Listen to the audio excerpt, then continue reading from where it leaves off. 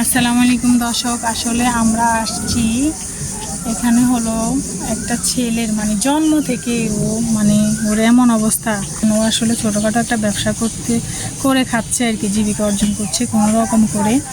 হ্যাঁ, আপনাদেরকে দেখাই।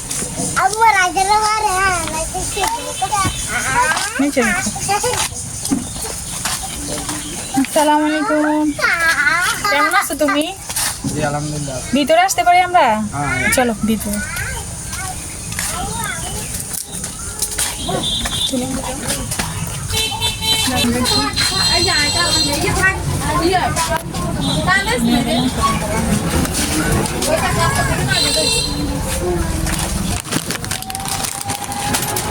তোমার সাথে কথা বলতে আসছি।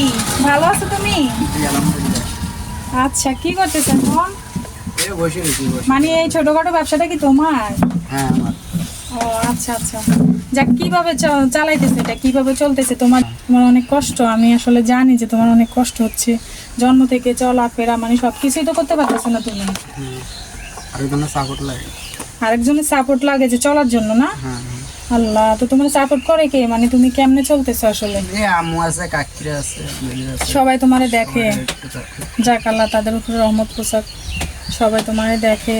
তো তুমি এভাবে বসে থাকো, এখান থেকে তোমার আবার অন্য জনে নিয়ে যাইতে হয়, না হলে ওই যে হুইল চেয়ার দিয়ে যাইতে পারো।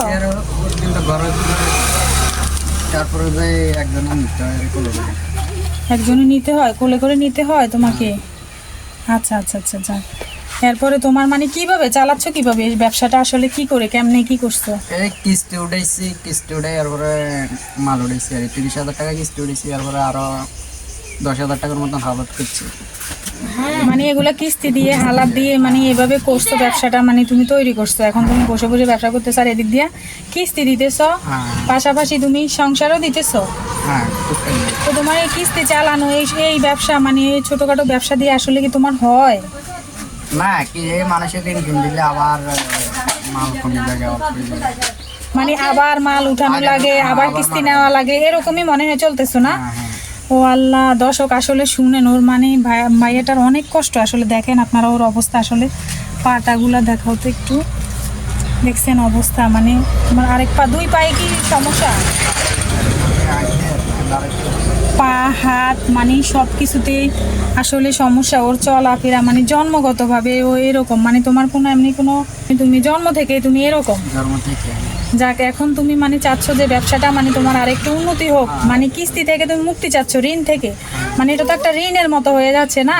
সুদের মতো, ঋণের মতো হয়ে যাচ্ছে। দর্শক আসলে দেখেন, আমরা যদি একটা মানুষকে যদি ওর মানে ওর অবস্থা দেখে আপনারা যদি ওর পাশে দাঁড়াইতে চান, তাহলে মানে ওর অনেক উপকার হবে। তো মানে ওর ব্যবসাটা যদি একটু ভালো পজিশনে যায়, ওর মনটাও ভালো থাকবে, আমার মনে হচ্ছে ও একটু ভালো মতো চলতেও পারবে।